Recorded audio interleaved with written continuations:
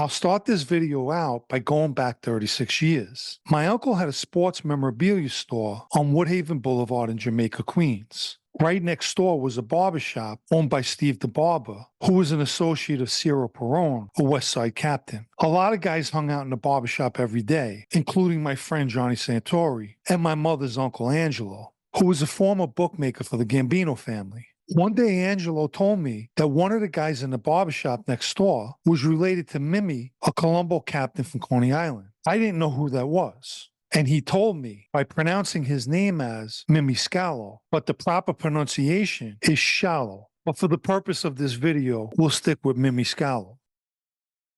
Dominick Mimi Scialo grew up in Coney Island, Brooklyn, and was raised by his mother. At a very early age, because he was born in 1927, he enlisted into the Navy and even fought in World War II. He most likely lied about his age and fought towards the end of the war. Coming home a war veteran, he initially took a job working at the docks in South Brooklyn. And his working resume would include jobs such as a truck driver, chauffeur, laborer, mechanic, and he was partners in a candy store and a luncheonette. Despite his legitimate work on the docks, Mimi, like a great deal of Italian-American young men, took to the streets, which in no time would land him in trouble. On August 5, 1950, Mimi and his friend, Joseph Autori, were having drinks at a gin mill in Brooklyn. At some point, he began making anti-Semitic remarks to a Jewish patron by the name of Alfred Gordon, a former prize fighter. Words were exchanged, and Gordon pulled out a gun and shot both of them. Mimi was only wounded, but Autori died from his injuries. 6 months later, while Gordon was on trial for Autori's murder, he was leaving his in-laws' house in Coney Island when a car pulled up and shot him over a dozen times, and naturally killing him.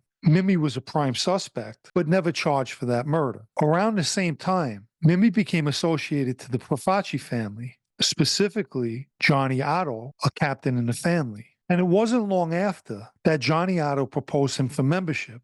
One of Mimi's only convictions was for an assault that took place in 1955, but was knocked down to a disorderly conduct in which he received a suspended sentence. His criminal record dated back to 1944. In fact, between the 40s and 50s, he accumulated over 14 arrests, which included assaults and murder, and surprisingly, rape.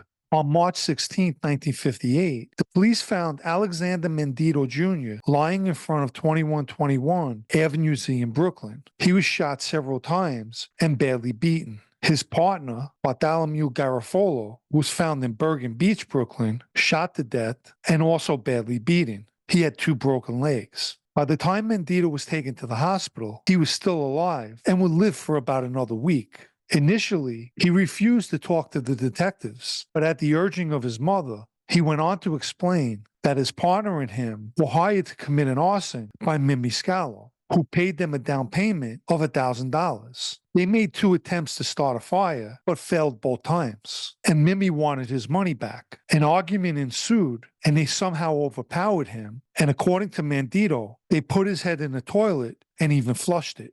Days later, his partner and him were abducted by Mimi and a crew of guys. They were attacked with pipes and both shot. On March 26, 1958, several people were indicted for those murders. Mimi and Angelo Pirro were among them, but went on a lam before they could be arrested. They would both be added to the FBI's most wanted list. On July 27, 1959, Mimi surrendered to the Brooklyn prosecutor's office. As 1960 rolled around, Mimi was placed in Sonny Francisi's crew. His first trial ended in a mistrial, and the second trial began on November 28, 1960. But the case would ultimately be dismissed the following month in December due to a lack of evidence. Apparently, Mendito's statement disappeared from the prosecutor's office. Around the time he beat the murder case, an internal war within the Profaci family erupted between boss Joe Profaci and Joey Gallo and his crew. Mimi sided with the Profaci faction, and although he wasn't present on August 20th, 1961, at the Sahara Lounge, when Carmine Persico almost garroted Larry Gallo, supposedly he helped in the planning of that hit. In April 1966, Sonny Francis was indicted for several bank robberies, and Joseph Brancato was made the captain of his crew. And Mimi was made the acting captain. In February 1970, Mimi was subpoenaed before the Joint Legislative Committee on Crime. Here he is on that day, sitting with former Lucchese boss Carmine Tremonti. Mimi refused to answer any questions and pled the fifth, but he did hand over a letter from his doctor, Leo Woolman, stating that he suffered from anxiety and post-traumatic neurosis. Here's a strange picture of Dr. Woolman wearing a kilt at Coney Island's funhouse. Mimi was known to have a bad drinking problem and someone who easily flew off the handle, as well as his violent outbursts. He also was known to chase blacks in the neighborhood and beat them unconscious, as well as many assaults on cops. Despite this, in 1973, he was made an official captain and given his own crew. One of his headquarters was the Italian American Civic Association, located at 1502 Neptune Avenue in Coney Island.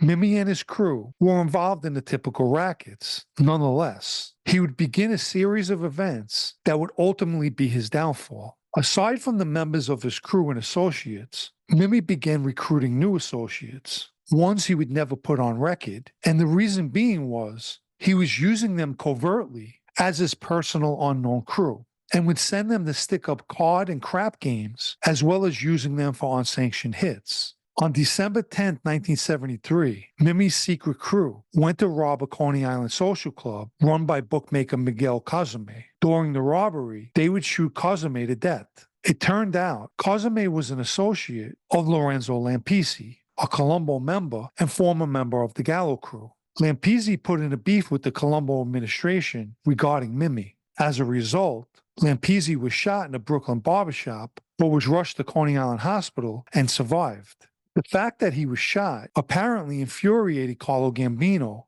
who was close friends with Lampisi. And it's not exactly known if Gambino expressed his feelings for Mimi to the Colombo administration, but what took place next may shed some light on that. In early January 1974, Mimi was drinking in Gargiulio's, a restaurant in Coney Island. At some point, Carlo Gambino walked in. Allegedly, Mimi began insulting Gambino, but Gambino, who never displayed his emotions, tried to de-escalate the situation. Eventually, a few guys convinced Mimi that it was best that he left. Not long after this incident, Mimi disappeared. The FBI learned from Greg Scarpa about the suspected hit on Mimi. And following a conversation that took place at Otto's Social Club, a known hangout of Carmine and Alley Boy Persico on 494 President Street in South Brooklyn, a person in the club said, "You know Scialo's buried in the cellar of the club." "Yeah, it bugs me every time I have to go into the cellar to get something." Based on this information, the FBI was able to obtain a search warrant. On October 9, 1974, FBI agents armed with that search warrant entered the club where a few guys were playing cards. They headed straight to the basement where they began an excavation operation. After several hours, they discovered a set of remains. A person who's been there for some time who had a bullet wound to his skull. They also came across a second set of remains, and this person had recently been buried and was wrapped in green garbage bags. The body still had its jewelry on, an expensive gold watch, and a chain with a St. Anthony medallion.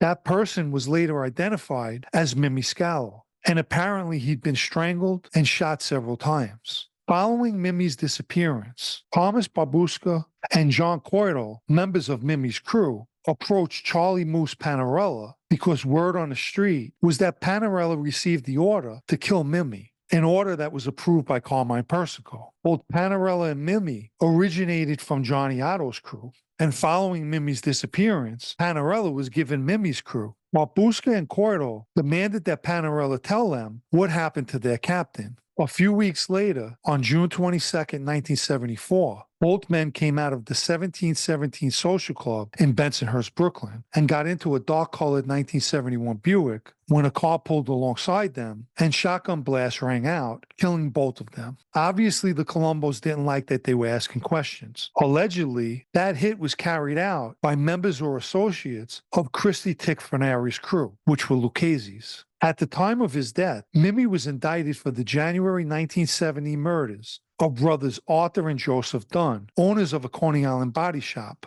Let me quickly mention the super thanks icon found beneath this video for anyone who'd like to show appreciation for videos such as this. It's obvious that Mimi began to bring attention to himself, all negative, to his administration. Not putting associates on record and then using them to commit robberies and hits was not a good look. And shooting Lampisi was another bad move. Aside from the drinking and bad behavior, it also became known that Mimi was seeing a Brooklyn psychiatrist. And I believe insulting Carlo Gambino was just the cherry on top of a mountain of problems Mimi caused himself. Of course, the Persicos viewed all of this as Mimi possibly making a move to take over.